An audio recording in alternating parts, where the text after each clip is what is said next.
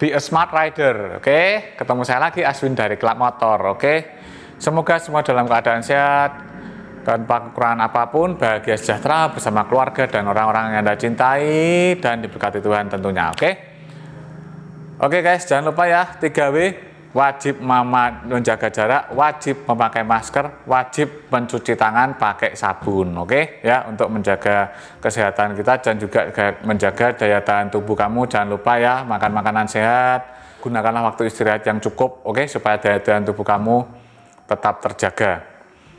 Oke, terima kasih yang sudah support channel Klub Motor. Yang belum, silakan klik, jangan lupa klik subscribe, like, dan share-nya ya. Sekarang diklik dulu dan jangan lupa nyalakan loncengnya. Oke, terima kasih konten Klub yang sudah support di channel ini. Yang mau bertanya-tanya silakan komen biar saya tambah semangat bikin videonya. Oke guys. Oke, kali ini saya melanjutkan video sebelumnya. Oh ya, maaf ya, ini agak lama sambungannya karena kemarin saya harus menyiapkan acara San Mori, terus kemudian review-review beberapa barang ya.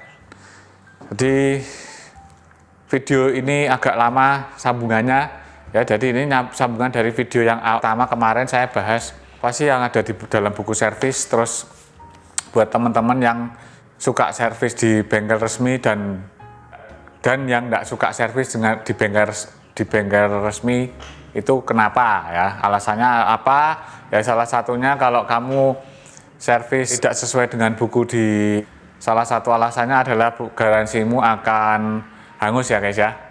Kalau masih dalam masa garansi terus kamu nggak servis sesuai dengan buku ini, maka masa garansimu akan hangus ya, karena di sini kan ada garansi mesin 3 tahun atau 30.000 km ya. Jadi di sini servis gratisnya sampai kilometer 12. Oke ya, langsung saja masuk ke sini lanjutannya dari kemarin. Oke, jadi di buku servis ini ya, jadi di buku servis itu kan ada, jadi ada P ya, ada P, G dan B ya.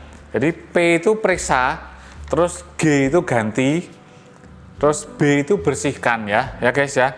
Jadi di tiap servis berkala di buku ini itu kan ada kilometer 1000, itu apa aja yang diperiksa, apa aja yang diganti ya. Jadi kalau yang diganti di tiap servis ini adalah oli mesin ya guys ya. Jadi oli mesin ini kilometer 1000 ganti kilometer 4000, ganti kilometer 8000, ganti kilometer 12000, ganti kilometer 16000 ganti. Terus kemudian ya, ini kalau menurut buku servis ya, ini kebetulan motor Honda ya, motor saya Honda, saya ambil contoh aja. Motor saya Scoopy ya, jadi mungkin tiap motor beda-beda ya guys ya, karena ini saya ambil contoh aja, ini motor saya Scoopy ya. Jadi ini saya punya buku servis dan garansi ini Scoopy PGM FI, oke. Jadi di sini di buku servis ini tiap 3000 km, tiap 4000 km ya, tiap menempuh jarak odometer itu 4000 km. Jadi disarankan untuk servis ya kalau menurut buku ini. Ya, jadi di sini ada kilometer 1000 itu yang perlu diganti itu adalah oli mesin. Terus kilometer 4000 ini ada PPP, BBB dan G ya. G itu ganti oli mesin. Terus kilometer 8000 ini ada ya beberapa G ya, beberapa G itu artinya ada beberapa part yang harus diganti ya. Kilometer 8000 ya guys ya. Jadi ini di kilometer 8000 ini busi harusnya ganti kalau menurut buku ini.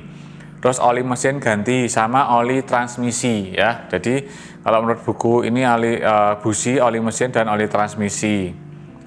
Oke, terus ya, jadi kalau menurut di buku servis ini kilometer 8000 itu tadi ada oli busi, oli mesin, oli transmisi. Kemudian kilometer 12000 itu hanya oli mesin. Nah, kemudian di kilometer 16000 itu ada tambahan ganti saringan udara ya, ganti busi lagi. Terus jadi busi ini tiap 8000 kilo ya guys ya, tiap 8000 terus ganti oli mesin, ganti oli transmisi. Nah itu ya, jadi semakin bertambah kilometernya, semakin bertambah odometer di motor kamu itu, akan semakin pula akan semakin banyak pula biaya yang dibutuhkan ya guys ya. Jadi buat kamu pemilik motor ya, jadi motor itu perlu perawatan ya, jadi perlu perawatan.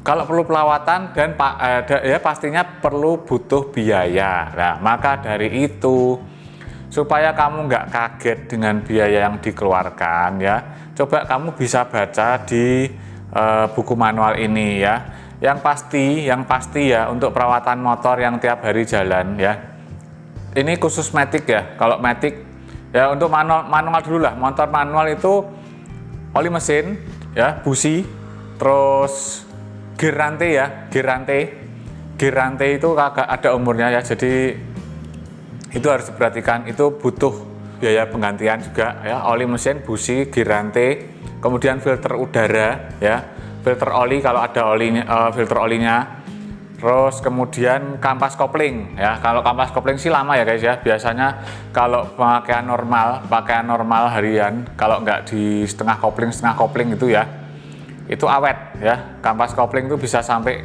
kilometer 50.000 baru ganti ya. Terus kalau Matic ya, Matic ini yang lebih spesial ya guys ya, lebih khusus. Yang perlu diperhatikan adalah ya, dari mesin itu ada busi, oli mesin, oli transmisi ya. Terus kemudian filter udara ya, filter udara. Nah, filter udara ini kalau di buku manual ini di kilometer 16.000 gantinya ya. Dan ini di 16.000, tapi tidak menutup kemungkinan kamu kilometer 10.000 bisa ganti, karena gini guys, tergantung dari wilayah lokasi tempat tinggal kamu masing-masing ya, seperti yang sudah pernah saya utarakan. Jadi filter udara itu harus perhatikan kebersihannya, karena itu berhubungan dengan kebersihan throttle body ya guys ya. Yang menyaring udara yang masuk ke throttle body ya, filter udara tadi. Tidak menutup kemungkinan di kilometer 10.000 itu kamu bisa ganti filter udara apabila sudah kotor ya. Karena filter udara motor injeksi itu sifatnya basah ya, kayak tidak bisa disemprot angin terus bersih, itu nggak bisa ya. Jadi kalau kotor harus ganti.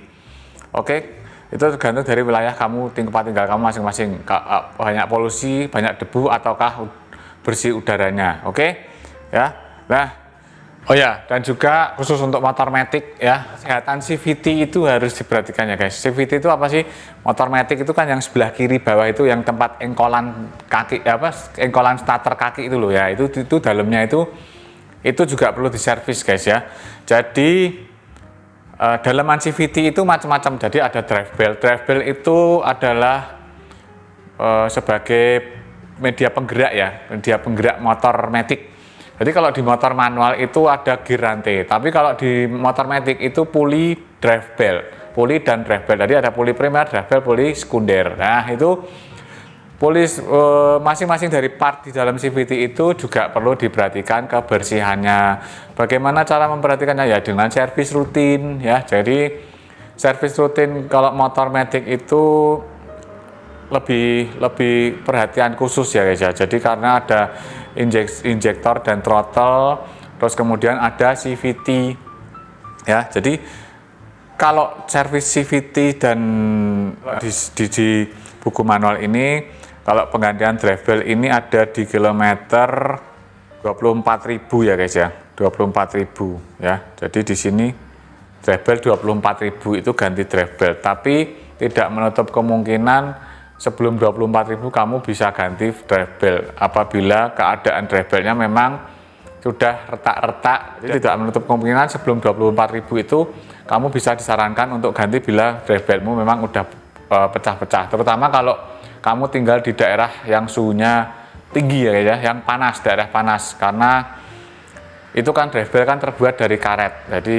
dia ada umurnya. Kalau kena panas terus, kalau di servis di bengkel resmi, kalau di bengkel seperti Ahas, jadi di tiap penggantian part-part ini ya, setahu saya ya guys ya, setahu saya kalau di bengkel resmi mobil maupun motor ya, setiap penggantian part kamu ganti busi atau ganti filter, ganti belt, itu ada biaya jasanya sendiri-sendiri. Nah itu ya guys ya, jadi ada biaya jasanya sendiri-sendiri. Jadi seperti ganti busi itu ada jasanya sendiri, terus ganti oli, filter oli itu ada jasanya sendiri, terus ganti filter udara kadang-kadang juga ada jasanya sendiri. Nah, yang bikin orang kaget itu biasanya di jasa itu. Ya jangan kaget ya guys ya, saya kasih tahu sekarang, jangan kaget, itu memang seperti itu. Jadi kalau di bengkel resmi ya, setahu saya baik mobil maupun motor itu memang seperti itu. Jadi setiap penggantian part itu ada jasanya sendiri-sendiri, beda dengan bengkel umum ya guys ya.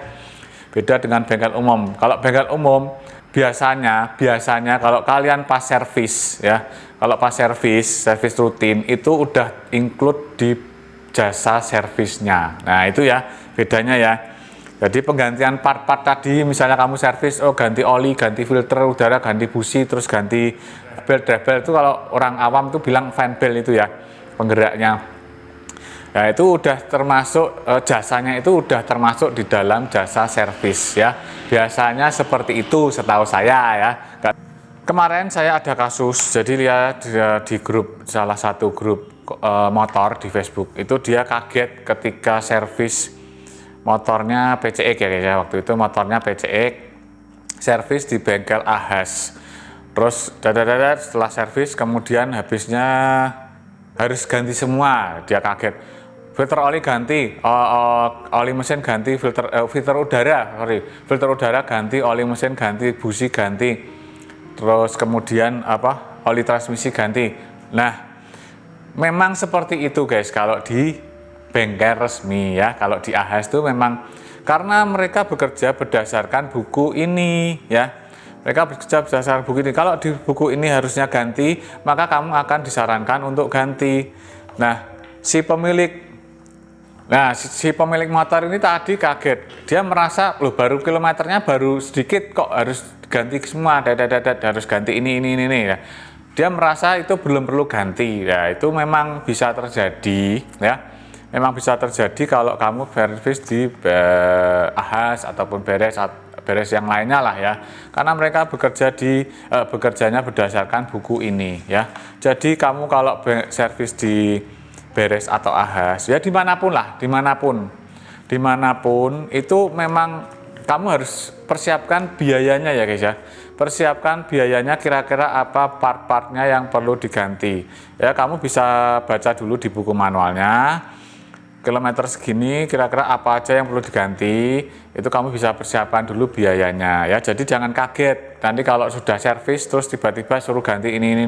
Nah, kamu bisa juga menolak untuk ganti kalau menurut kamu itu belum waktunya ganti ya, tapi ada resikonya. Nah ya, oke ya, kalau menolak ganti, yang disarankan ganti ini kamu tolak, bisa aja, tapi ada risikonya ya. Jadi risikonya apa? Kalau misalnya trouble di jalan, ya tanggung sendiri ya guys, oke ya. Jadi seperti filter udara itu tadi, misalnya kotor harus diganti, kamu nggak menolak untuk ganti, ya risikonya total body kamu nanti akan kotor dan motor bisa nggak enak, berbet. Nah, sedangkan semua bengkel tidak mau hal itu terjadi ya.